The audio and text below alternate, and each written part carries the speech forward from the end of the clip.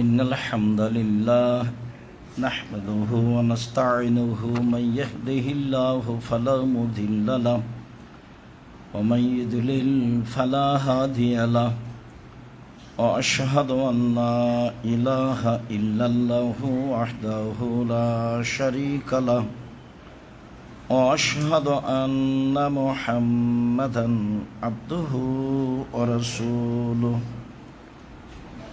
أما بعد فإن خير الحديث كتاب الله وخير الهدى هدى محمد صلى الله عليه وسلم وشر الأمور محدثتها وكل محدثة بدعة وكل بدعة ضلالة وكل ضلالة في النار.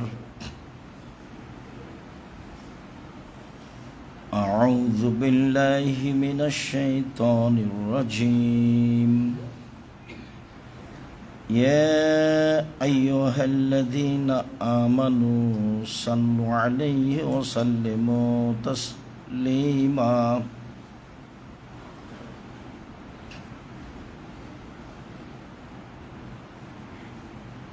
عن عبد الله بن عمر رضي الله تعالى عنه قال قال رسول الله صلى الله عليه وسلم أولى بالناس يوم القيامة أكثرهم علي الصلاة. رواه أبو داود الترمذي بسند صحيح. عن أبي هريرة رضي الله تعالى عنه قال قال رسول الله صلى الله عليه وسلم إذا سمعتم المؤذن فقولوا مثل ما يقول المؤذن ثم صلوا علي من صلى علي صلاة صلى الله عليه 10 مرة ثم صلوا الله لي الوسيلة فإنهم منزلة في الجنة لا تنبغي إلا لعبد من العباد وأنا أرجو أنا هو فمن سأل لي الله الوسيلة فحلت له شفاعة يوم القيامة.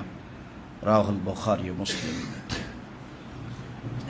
সম্মানিত দিনী ভাই বোন, প্রশংসা আল্লাহর জন্য, শান্তি অবতীর্ণ হোক আল্লাহর রাসূলের উপর সাল্লাল্লাহু আলাইহি ওয়াসাল্লাম। আমাদের খুতবার ধারাবাহিকতায় আজকের জুমায় বক্তব্যের বিষয় তাশাহুদ ও দুরুদ। তাশাহুদ ও দুরুদ পড়া এবং বৈঠকের পথ ও পদ্ধতি এ নিয়ে আমরা এক গুরুত্বপূর্ণ সংক্ষিপ্ত তথ্যবহুল বিবরণের চেষ্টা করব ইনশাআল্লাহুল আজিজ। প্রয়োজনে আমাদের আরো জরুরি কথা থাকতে পারে। আব্দুল্লাহ ইবনে উমর রাদিয়াল্লাহু তাআলা আনহু বলেন, কানান নবী সাল্লাল্লাহু আলাইহি ওয়াসাল্লাম ইযা কাআদা ফিত তাশাহুদে, যখন রাসূল সাল্লাল্লাহু আলাইহি ওয়াসাল্লাম আত্তাহিয়াত পড়ার জন্য বসতেন, যখন রাসূল সাল্লাল্লাহু আলাইহি সাল্লাম তাশাহুদ পড়ার জন্য বসতেন, ফাওয়াজা ইয়াদাহু আলা রুকবাতিহিল ইসরা, ফাওয়াজা ইয়াদাহুল ইসরা আলা রুকবাতিহিল ইসরা, তিনি তার বাম হাত বাম উরু হাঁটুর উপরে রাখতেন। ওয়াজা ইয়াদাহুল ইয়ুমনা আলা রুকবাতিহিল ইয়ুমনা, তিনি তার ডান হাত ডান হাঁটুর উপরে রাখতেন। সুম্মা কাআদা সালাসাতা ওয়া খামসিনা ওয়া আশারা বিসাবাবা, তারপর তিনি 53 আঙ্গুলের গিরা করতেন। 53 বুঝাতে যারা বুঝিয়েছেন তারা সংখ্যা হিসাবে একটা গণনার পদ্ধতি দেখিয়েছেন, আর যারা 53কে 3 কোণা বুঝেছেন তারা এইভাবে আঙ্গুলকে জমা করা বুঝেছেন। আর এইভাবে আঙ্গুলকে জমা করা পরবর্তী হাদিসে স্পষ্ট হয়। অত্র হাদিসে আব্দুল্লাহ ইবনে উমর বলেন, রাসূল সাল্লাল্লাহু আলাইহি সাল্লাম বাম হাত বাম হাঁটুর উপরে রেখে, ডান হাত ডান হাঁটুর উপরে রেখে আঙ্গুলগুলিকে এইভাবে গোলাকার করলেন এবং আঙ্গুল দিয়ে ইশারা করতে লাগলেন। আজকে আমাদের এই অংশে সবচেয়ে যেটা জরুরি অংশ থাকবে সেটা হলো আঙ্গুল দিয়ে ইশারা করার বিষয়টি কেমন। ওয়াইল ইবনে হুজর রাদিয়াল্লাহু তাআলা আনহু বলেন, কানান নবী সাল্লাল্লাহু আলাইহি ওয়াসাল্লাম ইজা কাআদা ফি তাশাহুদে, যখন রাসূল সাল্লাল্লাহু আলাইহি সাল্লাম তাশাহুদ পড়ার জন্য বসতেন, তখন কাবাজা ইসনাইনে, তিনি এই দুইটি আঙ্গুল জমা করে নিতেন। ও হাল্লাকা হালকাতান, আর অন্য হাদিসে আসবে মধ্যমা আঙ্গুল এবং বৃদ্ধ আঙ্গুল দুইটা গোলাকার করতেন। এরপরে ওয়ারাফা ইসবাহু, এই তর্জনী আঙ্গুলটি দিয়ে ইশারা করতেন। ফারাআইতুহু ইউহাররিকুহু ইয়াদুবিহা, আমি দেখতে পাচ্ছি তিনি আঙ্গুলটি নড়াচ্ছেন এবং দোয়া করছেন। আমি দেখতে পাচ্ছি তিনি আঙ্গুলটি নড়াচ্ছেন এবং দোয়া করছেন। এইখানে আমাদের গুরুত্বপূর্ণ কিছু কথা থাকবে ইনশাআল্লাহ। আব্দুল্লাহ ইবনে উমর রাদিয়াল্লাহু তাআলা আনহু বলেন, কানান নবী সাল্লাল্লাহু আলাইহি সাল্লাম ইজা কাদা ফি তাশাহুদে, যখন রাসূল সাল্লাল্লাহু আলাইহি সাল্লাম আত্তাহিয়াত তাশাহুদ পড়ার জন্য বসতেন, তখন ওয়াজা ইয়াদাহুল ইসরা আলা ফাখিজিহিল ইসরা, তিনি তার বাম হাতকে বাম উরু রানের ওপরে রাখতেন। ওয়াজা ইয়াদাহুল ইয়ুমনা আলা ফাখিজিহিল ইয়ুমনা, তিনি তার ডান হাতকে ডান উরুর উপর রাখতেন। সুম্মা আশারা বে ইসবাইহি, তারপর তিনি তার আঙ্গুল দিয়ে ইশারা করেন। ওয়া আতবাআহা বাসারাহু, এবং তার চক্ষুকে ওই আঙ্গুলের উপরে রেখে দেন। ওয়াদু, এবং তিনি দোয়া করতে থাকেন। অত্র হাদিসে সলাতের অবস্থায় চক্ষু কোথায় থাকবে তা স্পষ্ট প্রমাণ হয়। অন্তত তাশাহুদের বৈঠকে এবং সালামের বৈঠকে আঙ্গুল যে নড়তে থাকবে, চক্ষু এই আঙ্গুলের উপরে থাকবে বলে আব্দুল্লাহ ইবনে উমর রাদিয়াল্লাহু তাআলা আনহু বলেন, যা রাসূল সাল্লাল্লাহু আলাইহি সাল্লামকে দেখলেন। তিনি বলেন, লাহিয়া আশাদ্দ আলা শায়তানে মিনাল হাদিদ, আঙ্গুল দিয়ে ইশারা করা কাজটি শয়তানের উপরে লোহার আঘাতের চেয়ে কঠিন। আঙ্গুল নড়ানো কাজটি শয়তানের উপরে লোহা দিয়ে আঘাত করলেও যত কষ্ট পাবে, ব্যথা পাবে, তার চেয়ে সে বেশি কষ্ট পায় আঙ্গুল নড়ালে। এ কথা রাসূল সাল্লাল্লাহু আলাইহি সাল্লাম বলেন। ওয়াইল ইবনে হুজর রাদিয়াল্লাহু তাআলা আনহু বলেন, রাআইতু রাসূলুল্লাহ সাল্লাল্লাহু আলাইহি সাল্লাম, আমি আল্লাহ রাসূলকে দেখলাম, হাল্লাকা বিল ইবহাম অল ওস্তা, রাসূল সাল্লাল্লাহু আলাইহি সাল্লাম বৃদ্ধাঙ্গুল এবং মধ্যমাকে দিয়ে গোলাকার করলেন। ওয়ারাফা ইসবাহু আল্লাতি তালিহিমা, আর দুইটার মধ্যে পাশাপাশি যেই আঙ্গুল আছে সে আঙ্গুল তিনি উঠিয়ে ইশারা করতে লাগলেন তার তাশাহুদে। এই কথা ওয়াইল ইবনে হুজর বলেন, যা অন্য বর্ণনায় তিনি বললেন আমি দেখলাম। আব্দুল্লাহ ইবনে আবজা বলেন যে কানান নবী সাল্লাল্লাহু আলাইহি সাল্লাম ইশিরু বে ইসবাইহি আস-সাব্বাহাতে ফি সালাতে। রাসূল সাল্লাল্লাহু আলাইহি সাল্লাম অবিরাম এই তর্জনী আঙ্গুল দিয়ে ইশারা করতেন। অত্র হাদিসে অবিরামের কথা উল্লেখ রয়েছে। সব হাদিসগুলি লক্ষ্য করলে বোঝা যায় যে রাসূল সাল্লাল্লাহু আলাইহি সাল্লাম অবিরামী আঙ্গুল নড়াতেন।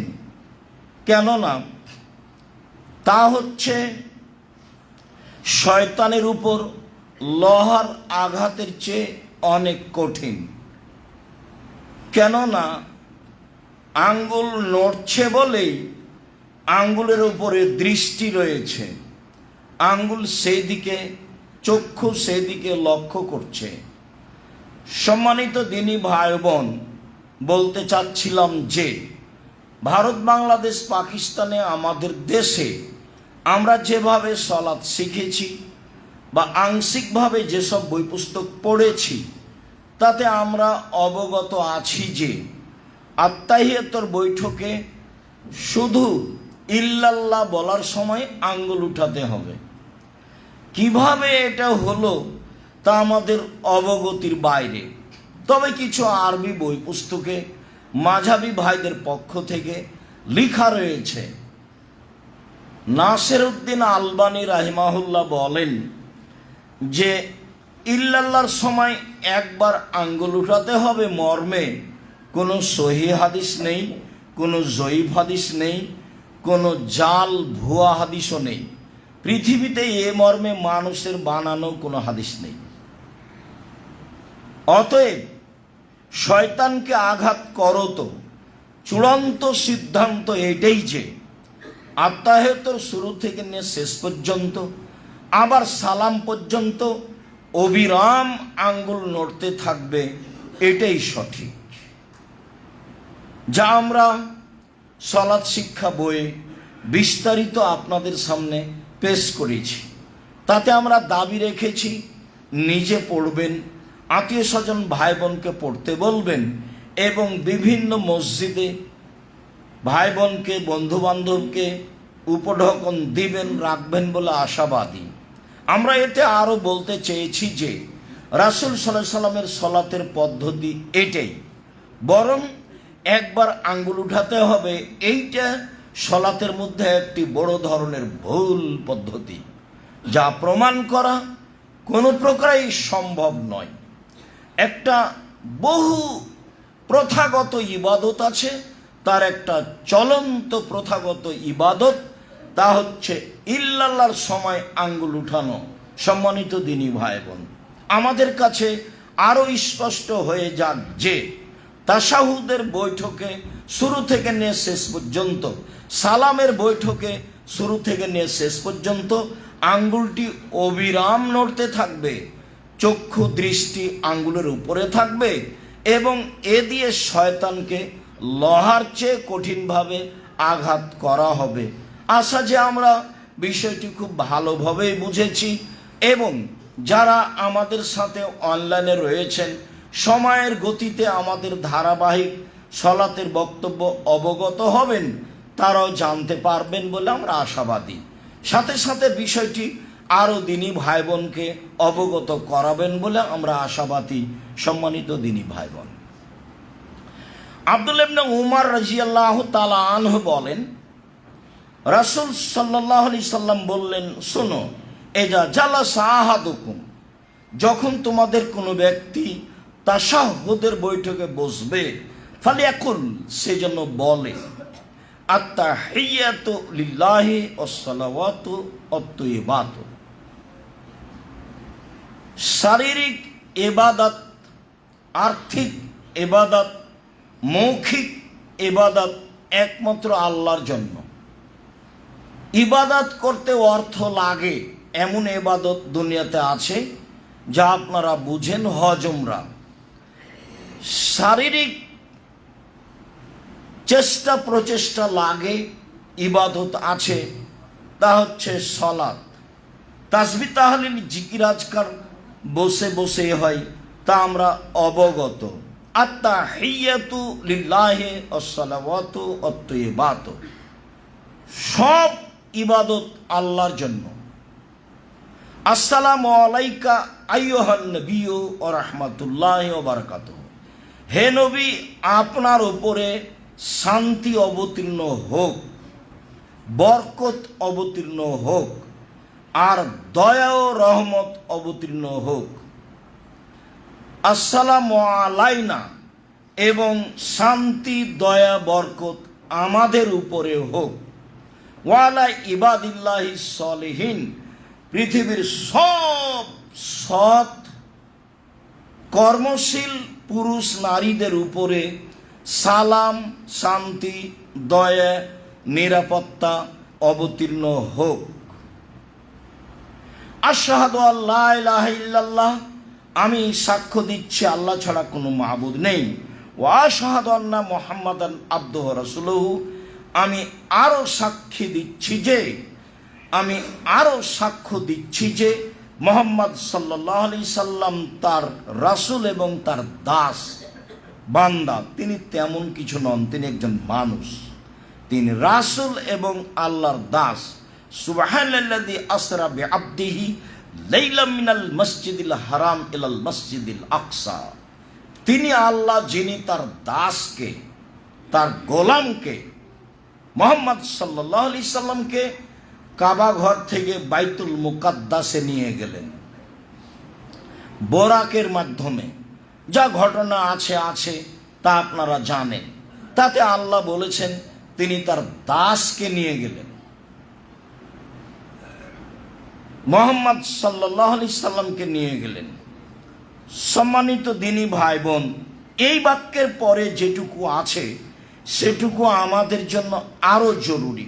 রাসূল সাল্লাল্লাহু আলাইহি সাল্লাম বলেন, ওয়াল ইয়াতাখাইয়ার মিনাদ দুআয়ে মা আজাবাহু ফায়াদুহু, এরপরে যার যেটা দোয়া ভালো লাগে, যে যেটা পছন্দ করতে পারে, সে যেন সেই দোয়া পড়ে।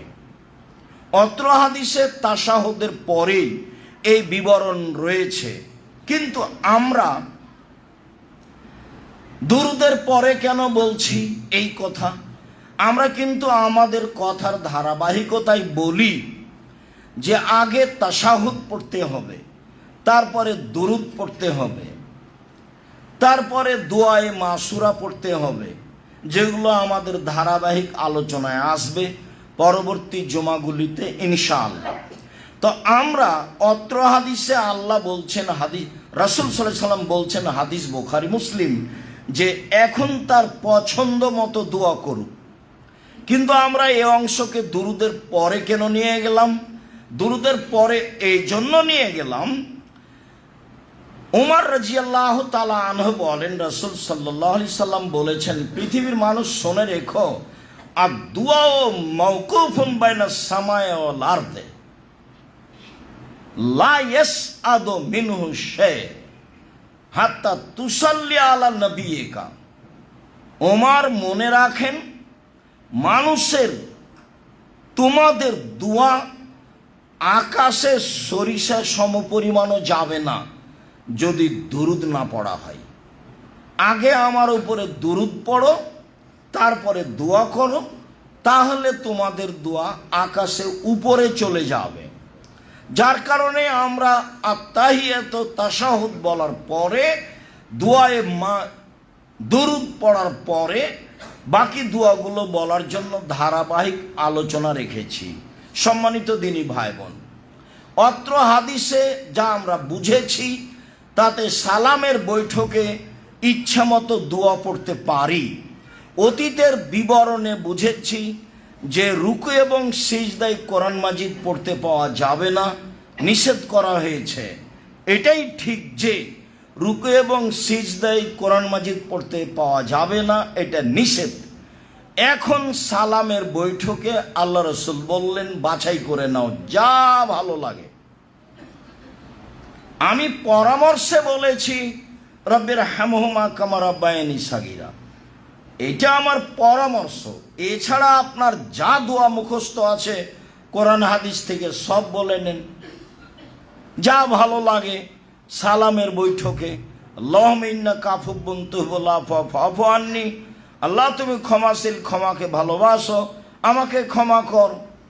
আল্লাহুম্মা ইন্না নাসআলুকাল হুদা ওয়াত তুকা ওয়াল আফাফা ওয়াল গিনা, হে আল্লাহ আমি তোমার কাছে তাকওয়া পরহেজগারিতা চাই, তোমার কাছে আমি নিরাপত্তা চাই, আমি তোমার কাছে এমন নেকি করা চাই যেটা গোপন থাকবে, আর মানুষের কাছে আমাকে হাত পাততে হবে এরকম পরিবেশ যেন না আসে, আমি এটা চাই, তোমার কাছে এটা চাচ্ছি।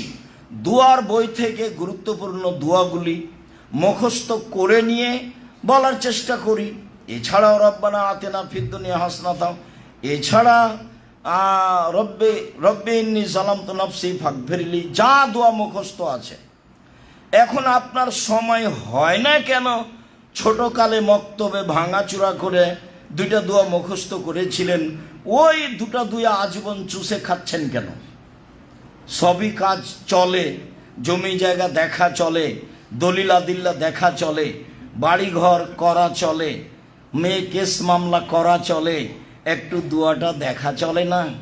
এরকম সুযোগ হয় না? এইটা আপনি কাকে বুঝাতে চাচ্ছেন? হয় না কেন? আপনি দেখেন না কেন? বাংলা যদি নাই পড়া যায়, পড়তে নাই পারি, তো ছেলে মেয়ে তো পারে, ওদেরকে পড়তে বলি। আর কোরআন মাজিদ আপনি পড়তে পারেন না, এটা তো গ্রহণ হবে না, পড়তেই হবে যে কোনো মূল্যে। আর বাংলা উচ্চারণ দিয়ে কোরআন মাজিদ পড়া হবে না, বাংলা উচ্চারণ দিয়ে কোরআন মাজিদ পড়া হবে না, ওটা উচ্চারণ ঠিক হবে না। সম্মানিত দিনী ভাই বোন,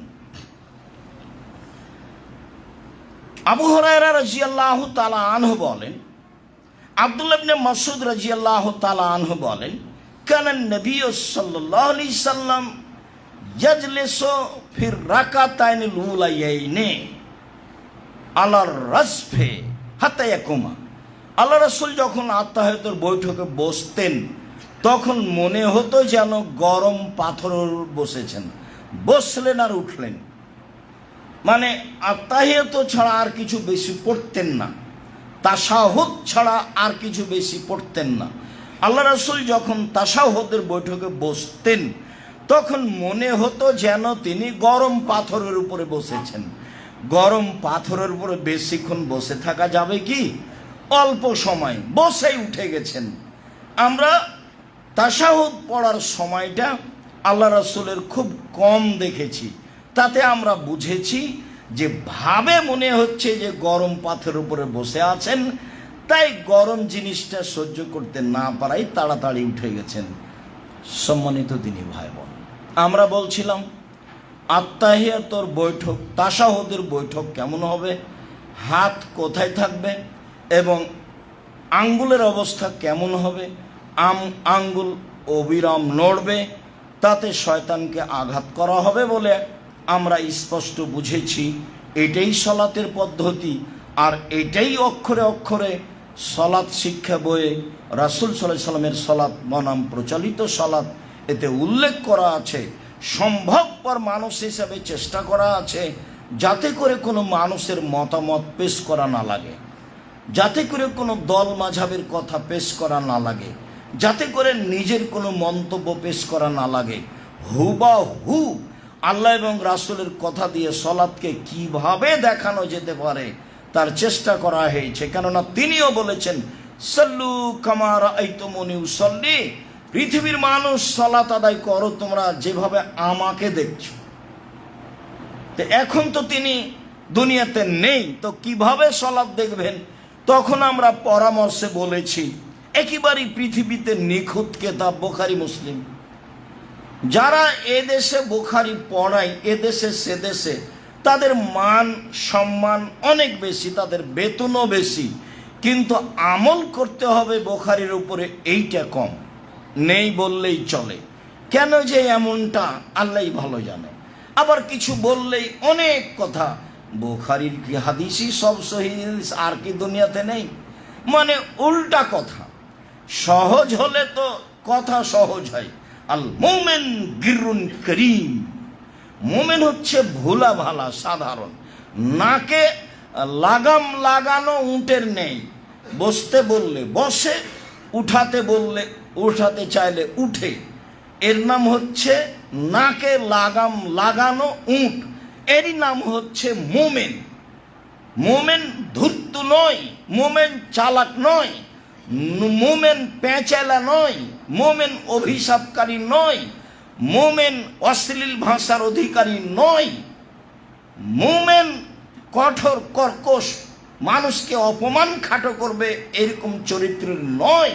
তো আল্লাহ রাসূল মুমিন বলছেন আল মুমিন গিরুন করিম। মুমিন হচ্ছে সাধারণ, সাদা সিধে, চলাফেরা সাদা সিধে, পোশাক আদি সাদা সিধে, খাওয়া পড়া সাদা সিধে, গাড়ি বাড়ি সাদা সিধে। এইভাবে বিত্তশালিতা দেখিয়ে বা এইভাবে লোন নিয়ে বাড়ি গাড়ি করে লিফটে আহাল পরিবার মিলে উঠে মেয়ের জন্য 450-500 টাকা দিয়ে আইসক্রিম কিনে কি হবে ফলাফল? কি হবে? চাঁপাইনবাবগঞ্জের ভাষায় আমও গেল, ছালাও গেল, কাঁদতে কাঁদতে 2 চোখ হয়ে গেল, সেটাই হবে। আর না হলে বইয়ের ভাষায়, ওই যে বইয়ে লেখা ছিল, বাবু বলছে মাঝি চাঁদ কেমন বাড়ে কমে রে। তো আমি কেউ সব জানি, দেখি তোর জীবন চারা আনাই মিছে। মাঝি এ কি সে কি, আমি কি আর জানি, দেখি তোর জীবন আটানাই মিছে। মাঝি এ কি ও কি, আমি কি এসব বুঝি, দেখি তোর জীবন 12 আনাই মিছে। এবার বাতাস উঠেছে, নৌকা হিলে উঠেছে। তখন মাঝি বলছে বাবু সাঁতার জানো বাবু? তখন বাবু বলছে না রে মাঝি, না তো আমি সাঁতার জানি না। তখন মাঝি বলছে দেখি এখন বাবু তোমার জীবন 16 আনাই মিছে।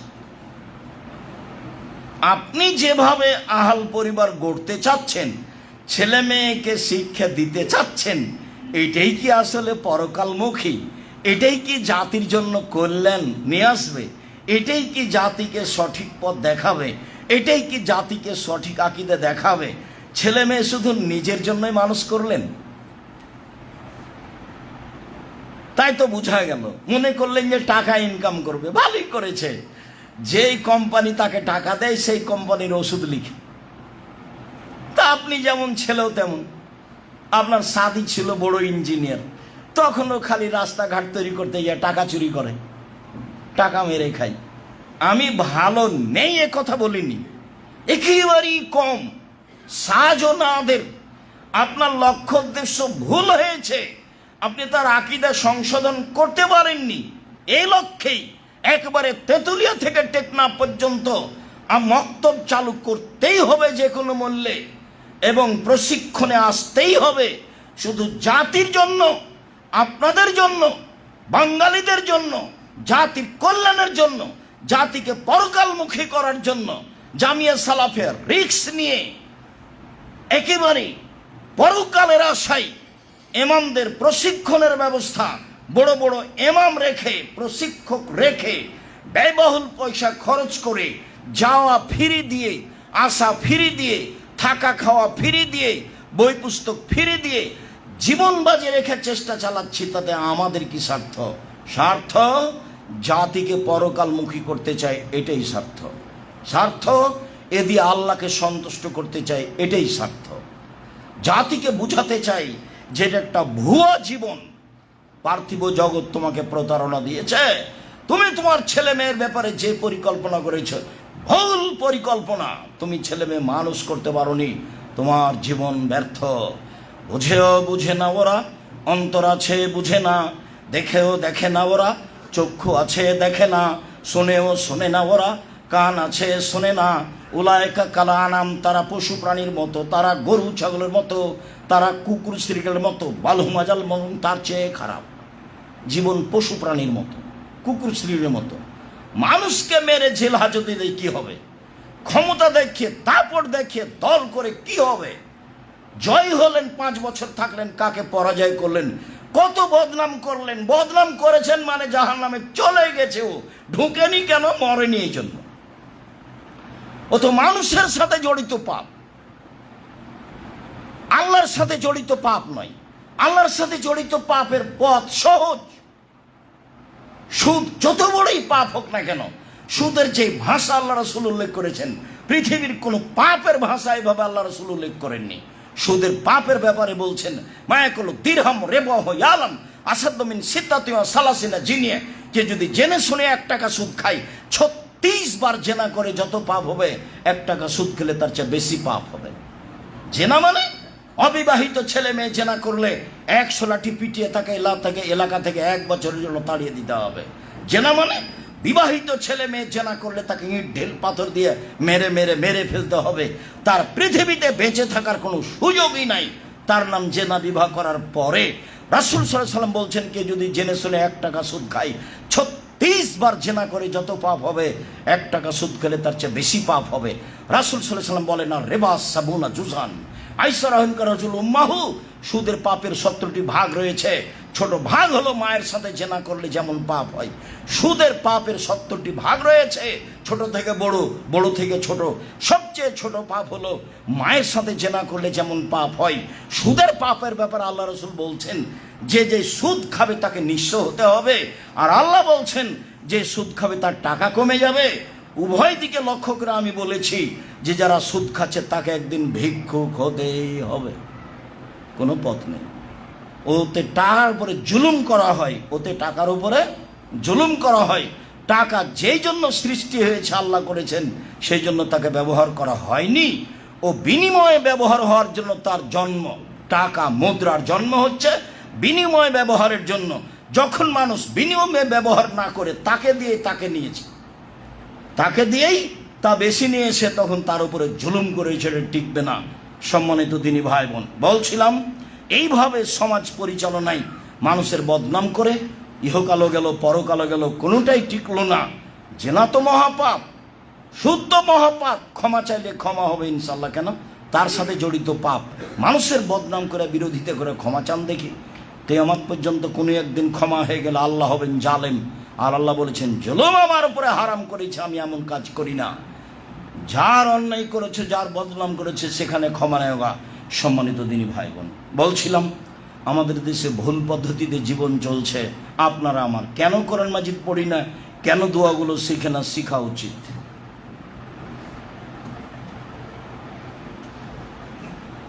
আলহামদুলিল্লাহ ওয়াহদা ওয়াসসালাতু ওয়াসসালামু আলা মান লা নাবিয়্যা বা'দা। আল্লাহ তাআলা বলেন, ইয়া আইয়ুহাল্লাযীনা আমানু সাল্লু আলাইহি ওয়া সাল্লিমু তাসলিমা। হে পৃথিবীর মানুষ, ঈমানদার পুরুষ নারী, তোমরা মুহাম্মদ সাল্লাল্লাহু আলাইহি সাল্লামের উপরে দরুদ পড়ো, তাকে সালাম দাও, দরুদ পড়ো। আল্লাহ তাআলা বলেন, ইন্নাল্লাহা ওয়া মালাইকাতুহু ইউসাল্লুনা আলান নবী। নিশ্চয় আল্লাহ এবং ফেরেশতা নবীর উপরে দরুদ পড়ে। তা আল্লাহ যখন নবীর উপরে দরুদ পড়েন মানে নবীর উপরে দয়া করেন। ফেরেশতাই যখন নবীর উপরে দরুদ পড়েন মানে নবীর জন্য ক্ষমা চান। তা আল্লাহ যে কাজে ব্যস্ত, ফেরেশতাগণ যে কাজে ব্যস্ত, সে কাজে আমরা করি না কেন? সেটা হলো দরুদ। আব্দুল্লাহ ইবনে উমর রাদিয়াল্লাহু তাআলা আনহু বলেন, রাসূল সাল্লাল্লাহু আলাইহি সাল্লাম বলেছেন, আওলান নাসে বি ইয়াউমাল কিয়ামা আকসারুহুম আলাইয়া সালা।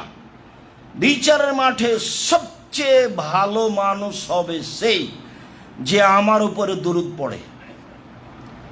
বিচারের মাঠে সবচেয়ে ভালো মানুষ হবে সে যে আমার উপরে দরুদ পড়ে।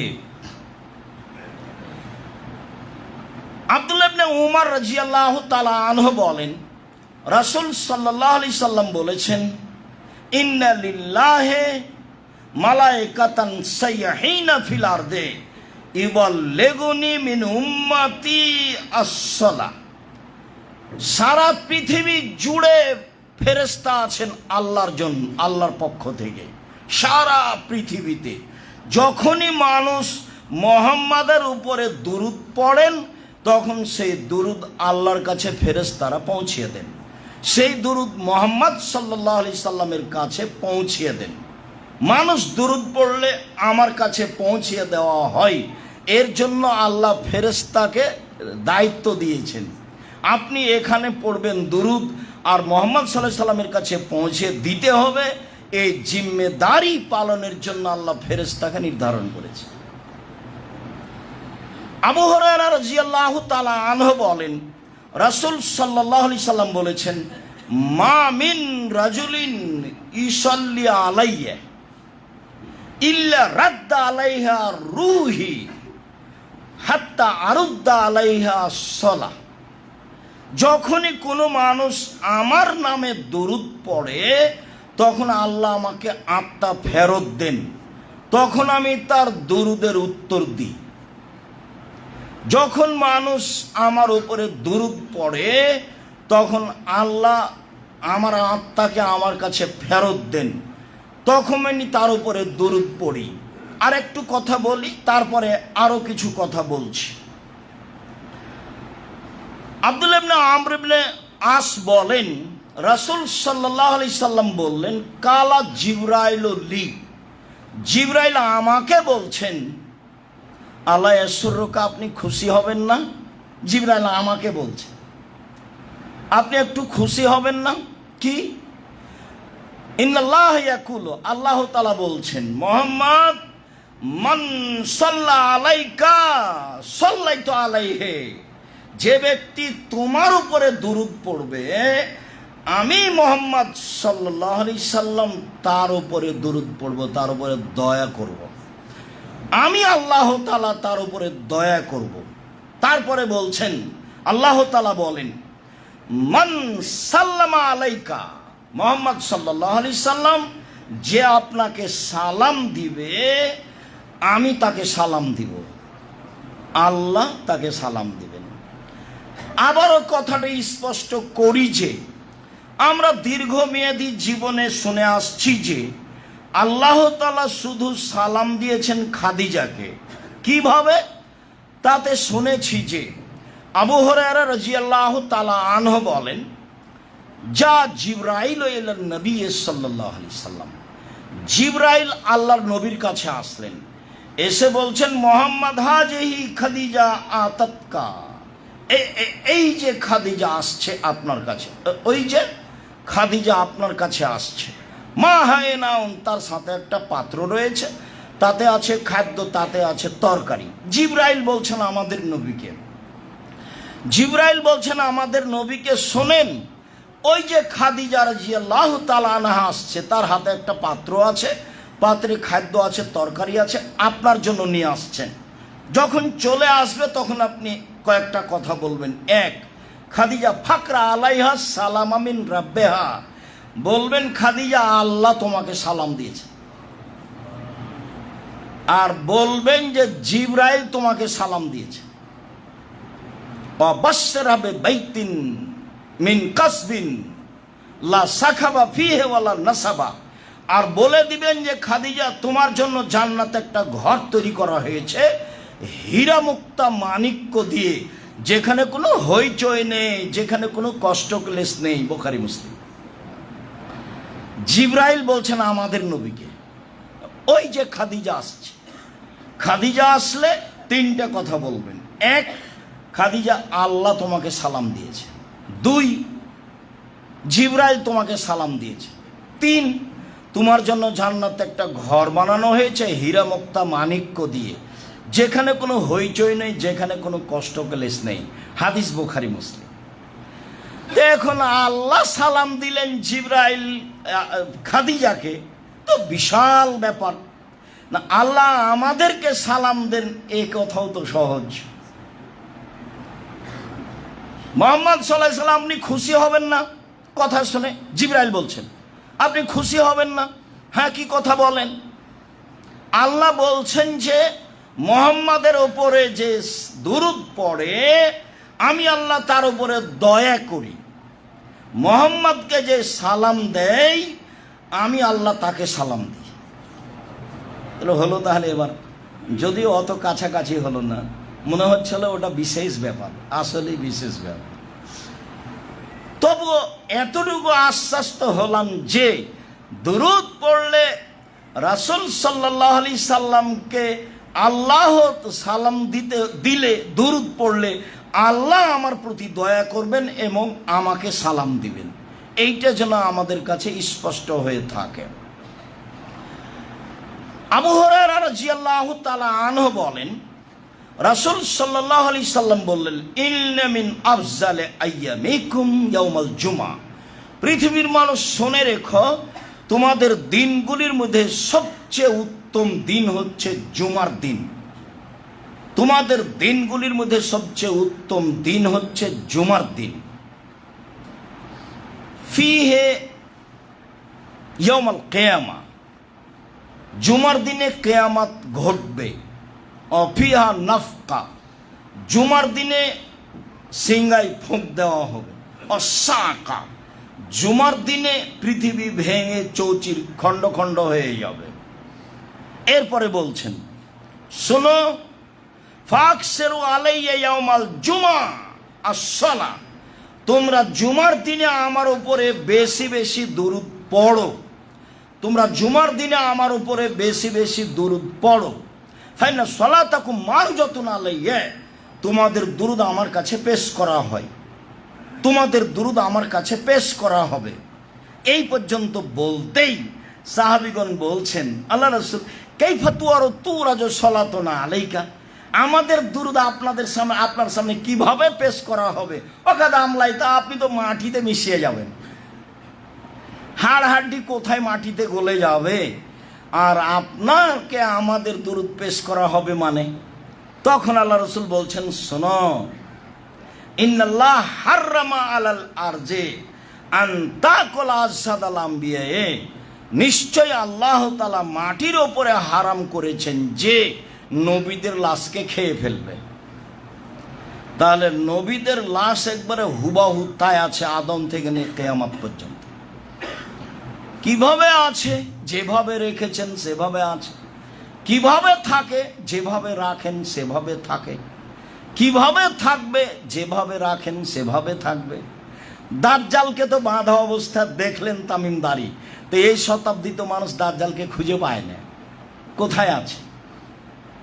তো সেটা তো আল্লাহর জিম্মেদারি, সেই জিম্মেদারি আল্লাহর।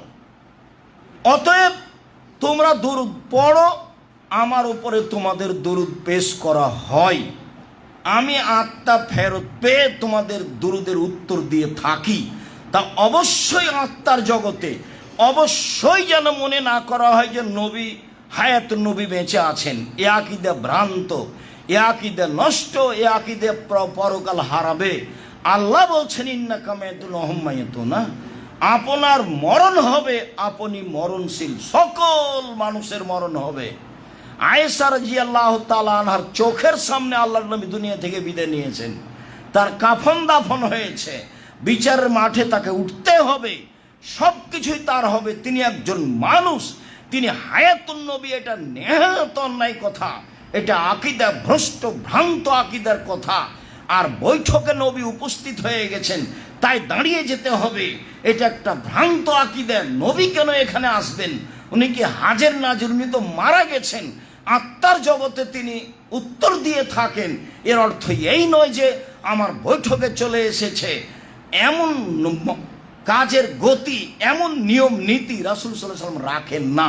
এই ক্ষমতায়, এই গতিবিধি তার কাছে নেই। হজ করতে গিয়ে হাত বাড়িয়ে সালাম দিলেন, যেমন আপনি সালাম দিয়েছেন, তখন আল্লাহ রাসূল কবর থেকে হাত বাড়িয়ে দিয়েছেন। এইসব কথা হচ্ছে আব্দুল কাদের জিলানীর আকাশে যাওয়ার মতো। বলছে, আব্দুল কাদের জিলানী, আপনি কোথায় যাচ্ছেন? আরে আল্লাহর বিচারে ভুল হয়ে গেছে, তাই সংশোধন করতে যাচ্ছি। দেওয়ানবাগির কথা যেমন, খোঁজ নেন দেওয়ানবাগি কোথায়? আল্লাহ চিন্তিত আর ছেলে হারালছে, তাই অবাক কথা। এগুলো কি ধরনের কথা? যে কথা মানুষের নাগালের ভিতরে নয়, সেগুলো মানুষ কেমনে বলে? অবাক হয়ে যায়। আরে মাওলানা মানুষ, আবার বক্তা, আবার যেখানে বক্তৃতা সেটা একটা আলেম ফাজেল মাদ্রাসা। বলছে যে আব্দুল কাদের জিলানীর বাড়িতে ভিক্ষুক এসেছিল ভিক্ষা চাইতে, তার মা ভিক্ষা দিতে গেলে ভিক্ষুক তার মাকে দেখে আকৃষ্ট হলো। তখন আব্দুল কাদের জিলানীর মনটা খারাপ হলো। তখনও মায়ের পেট থেকে বের হয়ে ভিক্ষুককে হত্যা করব। তো সবাই যা বলার তাই বলল। আমি এখন পরে বলছি, আমি আর কি বলি, আমি এখন বলছি যে আব্দুল কাদের জেলানি মায়ের পেট থেকে কিভাবে বের হলেন, কিন্তু এখনো তো তার প্রসাবের সময় হয়নি, তো মায়ের পেটে গেলেন কিভাবে? এটার উত্তর কি? এখন মাওলানা সাহেবকে যদি কেউ বলে এটার উত্তর কি, তাহলে একটা হয়। আরেকটা কথা, যে ও তো তার মায়ের সাথে জেনা করেইনি, তাহলে উনি যে তাকে হত্যা করে দিলেন, তাহলে এখন কেসাস আব্দুল কাদের জেলানি জন্মের সাথে সাথে তাকে হত্যা করতে হবে কেন? তিনি অন্যায়ভাবে একটা মানুষকে হত্যা করেছে। এগুলো ধর্মের কথা হলো? এইগুলো কোনো শরীয়তের কথা হলো? আলেম ওলামা শরীয়তের কথা বলবেন, হিসাব ছাড়াই বলবেন। রাসূল উপস্থিত হয়ে গেছেন মানুষের সামনে, তাই দাঁড়িয়ে তাকে সালাম দিতে হবে, জিলাপি বিতরণ করতে হবে। এগুলো দুরূদ নয়, ভুল হিসাব।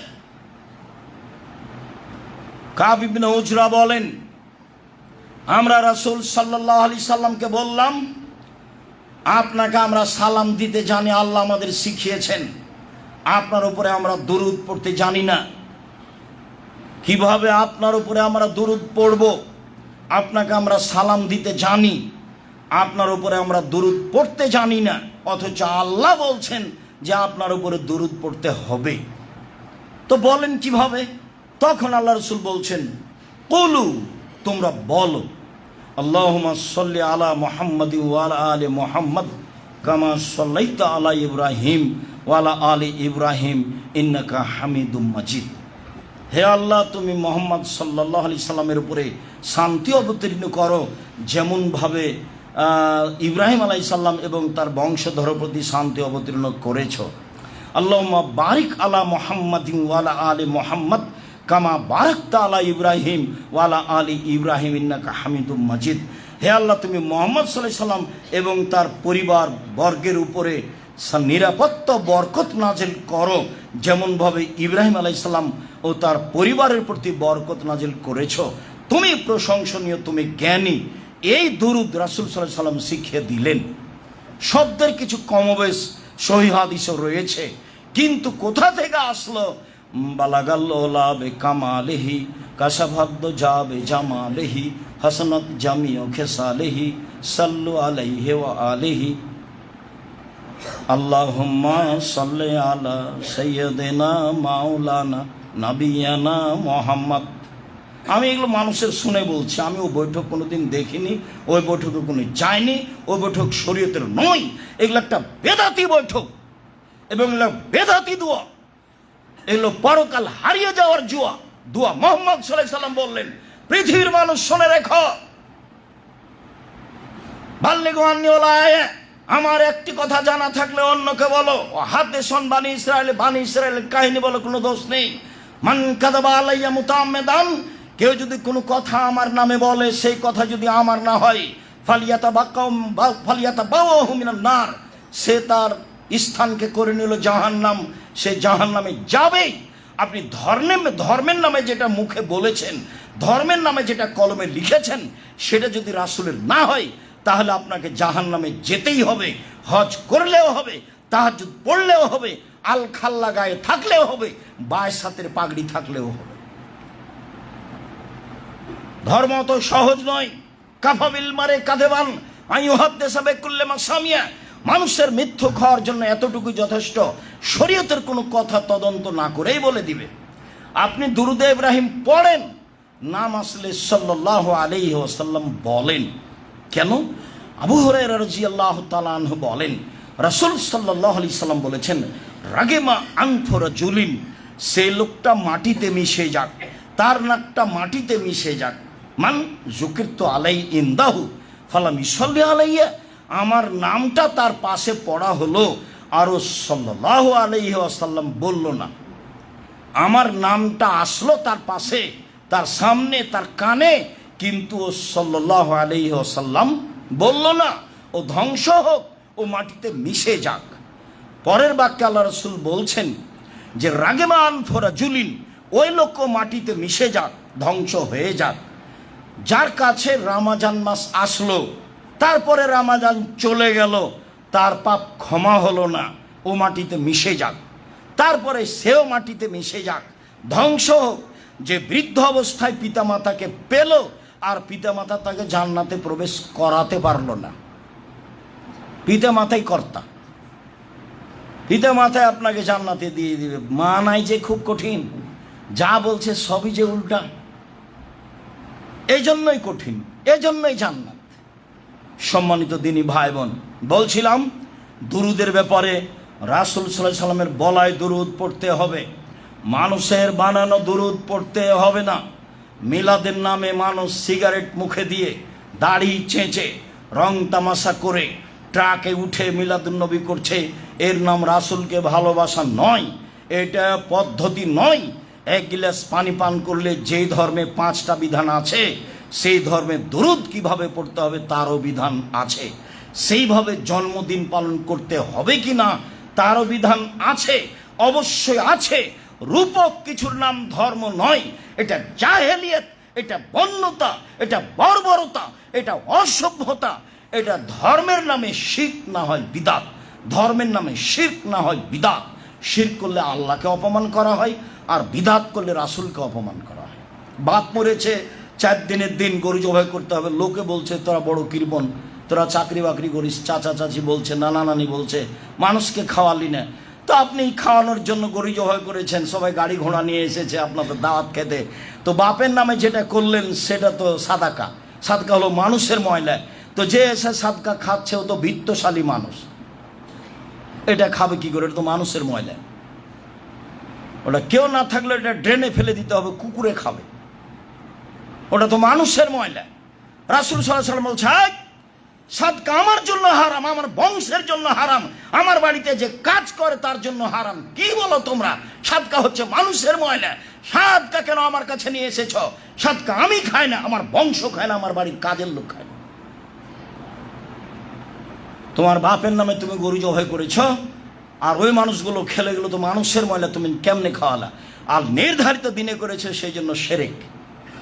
ঘুরে ওই প্রথম কথা চলে আসলো, আমও গেল, ছালাও গেল, কাঁদতে কাঁদতে 2 চোখে গেল, বাপও গেল, তুমিও গেল, তোমার মাও গেল, তোমার বংশ গেল, যারা সাথ দিয়েছে তারাও গেল। ধর্ম এমন নয়।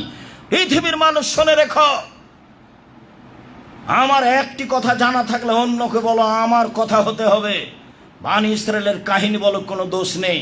কেউ যদি কোনো কথা আমার নামে বলে, কলমে লিখে, সেই কথা যদি আমার না হয়, তাহলে তার থাকার জায়গা জাহান্নাম।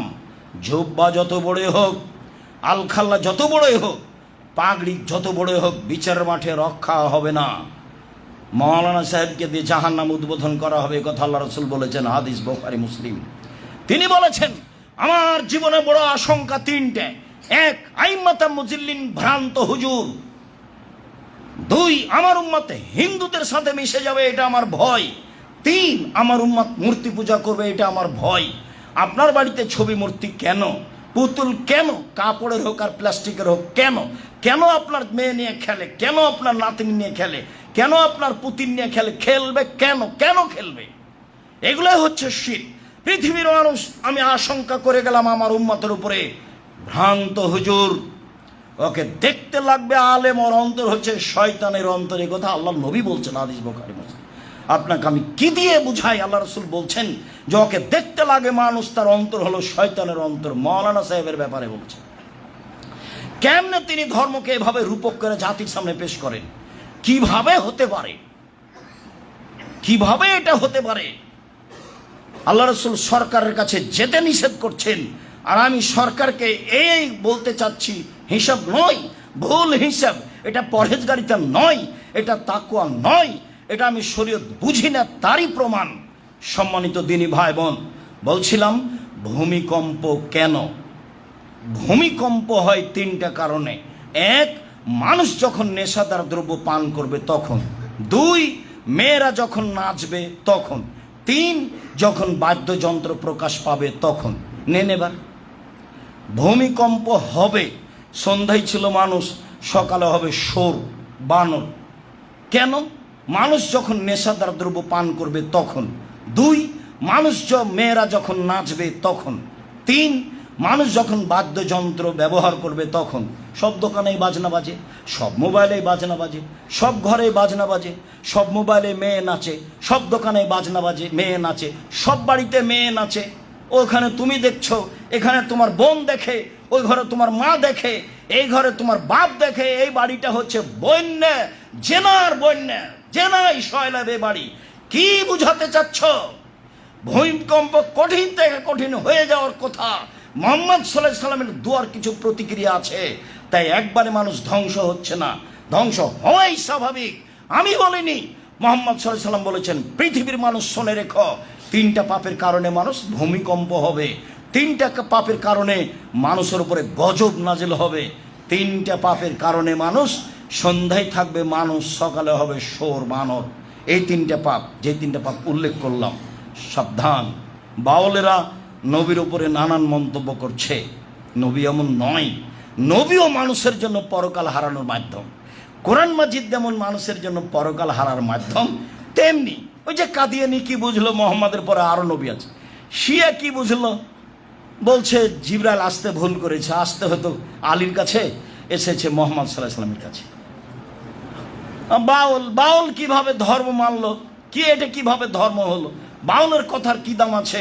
সঠিক আকীদার লোক হতে হবে, আপনার ছেলে মেয়েকে মানুষ করতে হবে। এই জন্য কি যে আপনি ভুল বুঝলেন, আপনার ছেলে মেয়েদের টাকা ইনকাম করতে হবে, আপনি বুঝলেন এটা? শোনেন, আপনার ছেলের ভাগ্যে কতটি টাকা লেখা আছে পৃথিবী সৃষ্টির 50,000 বছর আগে, কয় টাকা ইনকাম করবে লেখা আছে। স্বামী স্ত্রী মিলে জীবন বাজি রেখে চেষ্টা করেন যদি, আর 8টা 10টা করে যদি শিক্ষক রাখেন, তবু তার নামে যেটা রুজি আছে সেটাই হবে। আপনি দেখতে পান না, কত বড় বড় ব্যবসায়ী কোম্পানির মালিক হলো ভোদাই, অক্ষরই চেনে না, তার অধীনে কত মাস্টার ডিগ্রি মানুষ আছে, এটা তো আপনার চোখের সামনে। একেবারেই ভোদাই মালিক যে সে, আরে ও 2 আর 2 কি হয় সেটাই বুঝে না, অথচ তার টাকার অভাব নাই। কত মানুষ তার অধীনে মাস্টার ডিগ্রি পাস মানুষ কাজ করছে, ওকে দিন রাত সার বলছে। এটা কিয়ামতের লক্ষণ। ভুল বুঝলেন, ছেলে মেয়ে মানুষ করলেন না জাতির কল্যাণের জন্য, মানুষকে শিরক মুক্ত করার জন্য, বিদআত মুক্ত করার জন্য। সম্মানিত দিনী ভাই বোন, অবশ্যই আঙ্গুল উঠানোর ব্যাপারে সতর্ক থাকবো, অবশ্যই দুরুদ পড়ার ব্যাপারে সতর্ক থাকবো, অবশ্যই বেশি বেশি দুরুদ পড়ব। বেদাতীদের বিরোধিতা করতে গিয়ে দুরুদই ছেড়ে দিলাম এমনটা হয় না যেন। নামাজের পরে হাত তুলে দোয়া বেদাত, এই কথাটা বলতে গিয়ে হাত তুলে দোয়াই ছেড়ে দিলাম এমনটা হয় না যেন। জিকির করতে করতে বাঁশের উপরে উঠে গেছে লাফ দিয়ে, তো এই জিকির আর জিকির নাকি? ওর বিরোধিতা করতে গিয়ে জিকিরই ছেড়ে দিলেন এমনটা হয় না যেন। জিকির করতে হবে এ কথাই ঠিক, চুপে চুপে। দুরুদ পড়তে হবে এ কথাই ঠিক, চুপে চুপে। স্বাভাবিকভাবে রাসূলেরটা হাত তুলে দোয়া করতে হবে এ কথাই ঠিক, নিজের মতো, যখন আপনাকে ভালো লাগে। শুকরিয়া। সাথে সাথে শেষ কথাটা বলি, আমরা বিভিন্ন দিনে, বিভিন্ন জুমায়, বিভিন্ন জায়গাতে গেলে জামিয়া সালাফের অনেক সুবিধা হয়। জামিয়া সালাফের কথাটা আমি একাই বলে থাকি। জামিয়া সালাফিয়া, আপনি দোয়াতে আছেন আর আমি জিম্মেদারি পালন করছি এককভাবে। আমরা এই দাওয়া সেন্টার দিয়ে জামিয়া সালাফের অনেক উপকার আশা করেছি। আপনি সে আশাকে পূর্ণ করার চেষ্টা করবেন মানুষ হিসাবে যতটুকু সহজ হয়। তাতে 2টা দিক আমি দাবি জানিয়েছি, দোয়াতে অংশ রাখবেন জামিয়া সালাফের, আর দ্বিতীয় হলো এই যে খালি টাকায় আসবেন না, ভুলে আসলে আবার ফিরে যাবেন, কম হোক আর বেশি হোক, এ দিয়ে অনেক সুবিধা ভোগ করবে জামিয়া সালাফিয়া।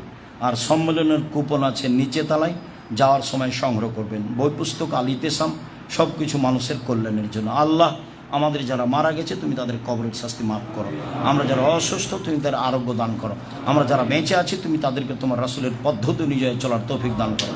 এ দাবি, এ দাওয়া, এই দোয়া তোমার দরবারে রেখে আজকের আলোচনা এখানেই শেষ করলাম। আসসালামু আলাইকুম।